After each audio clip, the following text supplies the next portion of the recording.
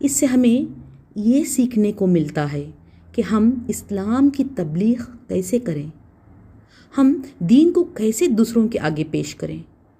آپ نے دیکھا کہ کیسے ابراہیم علیہ السلام نے اپنے انٹلیکٹ کا بہترین مظاہرہ کیا یہاں۔ سبحان اللہ، عقل دنگ رہ جاتی ہے آپ کے اس ذہانت کے مظاہرے سے۔ نہ آپ نے نمرود سے کوئی حجت بازی کی، نہ اس کے ساتھ کسی جھگڑے میں الجھے، نہ اس سے یہ کہا کہ وہ جھوٹا ہے، وہ کس طرح لوگوں کو زندہ کر سکتا ہے یا مار سکتا ہے وغیرہ وغیرہ، بلکہ فوراً اس کے آگے دوسرا سوال بدل کر پیش کر دیا۔ وہ کوئی جواب ہی نہ دے سکا اور چاروں شانے چت ہو گیا۔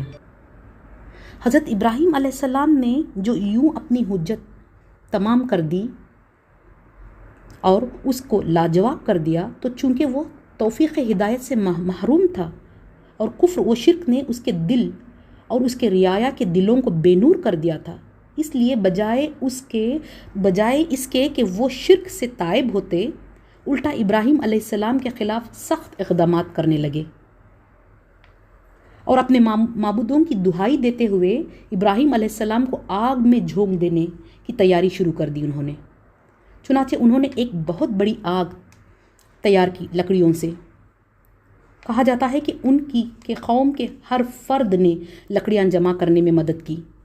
ذرا غور کریں، جب یہ سب کچھ حضرت ابراہیم علیہ السلام کی آنکھوں کے سامنے ہو رہا ہوگا تو وہ کیا چیز ہوگی جو ان کو یہ خوفناک منظر دیکھنے کے بعد بھی ان کو مطمئن رکھی ہوگی۔ وہ ڈرنا تو کیا، گھبرانا تو کیا، بڑے اطمینان سے ان سب چیزوں کا سامنا کر رہے تھے۔ سبحان اللہ، وہ تھا حضرت ابراہیم خلیل اللہ کا ایمان، اللہ رب العزت پر ان کا بھروسہ، اللہ تعالیٰ کی ذات پر کامل ایمان اور بھروسہ۔ آپ حضرت ابراہیم علیہ السلام کا لیول آف ایمان کے بارے میں جتنا سوچیں گے، جتنا جانیں گے، آپ کو اتنی حیرت ہوگی۔ آپ ایک ایسی سوسائٹی میں، ایسے شرک پرست انسانیت کے معیار سے گھرے ہوئے لوگوں کے درمیان گھرے ہوئے تھے، جس کے ہر فرد کی یہی خواہش اور کوشش تھی کہ آپ کو زندہ جلا دیا جائے، اور اس کی تیاری میں اس قوم کا ہر فرد جٹا ہوا تھا اور اس آگ کو جلانے میں مدد کرنے کو بڑا ثواب کا کام تصور کر رہا تھا۔ صرف وہاں کے حکمران یا رعایا ہی نہیں، حکمران اور رعایا ہی آپ کے دشمن اور خون کے پیاسے نہیں تھے، بلکہ آپ کے اپنے گھر والے، آپ کا اپنا باپ آپ کا دشمن ہو گیا تھا۔ اب ذرا تصور کریں اور اندازہ لگائیں کہ ابراہیم علیہ السلام کی جگہ کوئی اور ہوتا تو کیا ہوتا۔ تو اس منظر میں، اس سیناریو میں حضرت ابراہیم علیہ السلام کی توجہ کا مرکز، ان کا فوکس پوائنٹ کیا رہا ہوگا؟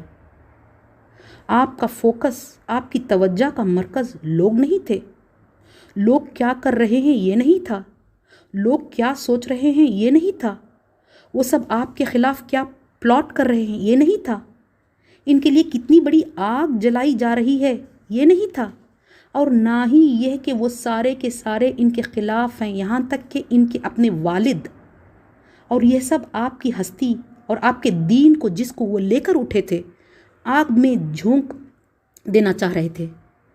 بلکہ آپ کا فوکس ان سب چیزوں کے بجائے اس رب کائنات پر تھا جو آپ کا اور آپ کے ساتھ ساتھ کائنات کی ہر چیز کا خالق، مالک اور رازق تھا، جس کی رضا کے بغیر ایک پتا تو کیا، مٹی کے ایک ذرے کی بھی یہ مجال نہ تھی کہ وہ اپنی جگہ سے ہلے۔ سبحان اللہ، یہ ہوتا ہے ایمان اور اللہ رب العزت کی معرفت حاصل کرنے اور اس کو پہچان لینے کا ثمر، اس کا پھل۔ اس سے ہم بہت کچھ سیکھ سکتے ہیں۔ حالانکہ میری رائے ہے کہ موجودہ مسائل جو امت مسلمہ کو درپیش ہیں، ان کا حل ہمیں ابراہیم علیہ السلام کے واقعے میں اور ان کے اس ایٹیٹیوڈ میں ملتا ہے۔ آج ہماری امت کو دنیا میں جتنے بھی مسائل پیش آ رہے ہیں اور جو بھی ہمارے دین پر اور مسلمانوں پر حملے ہو رہے ہیں اور مسلمانوں پر زمین تنگ کی جا رہی ہے، ایسے میں ہم ابراہیم علیہ السلام سے بطور رول ماڈل سیکھ حاصل کر سکتے ہیں ابراہیم علیہ السلام تنہا ایک اکیلے تھے، پھر بھی ان کے سینے میں جو توحید کی پہچان تھی، جو ایمان کا لیول تھا، اس کی وجہ سے سارا زمانہ ان کا کچھ نہیں بگاڑ سکا۔ اور ہم لوگ گنتی میں اتنے ہیں کہ صرف ہم اندازہ ہی کر سکتے ہیں ہماری تعداد کتنی ہے۔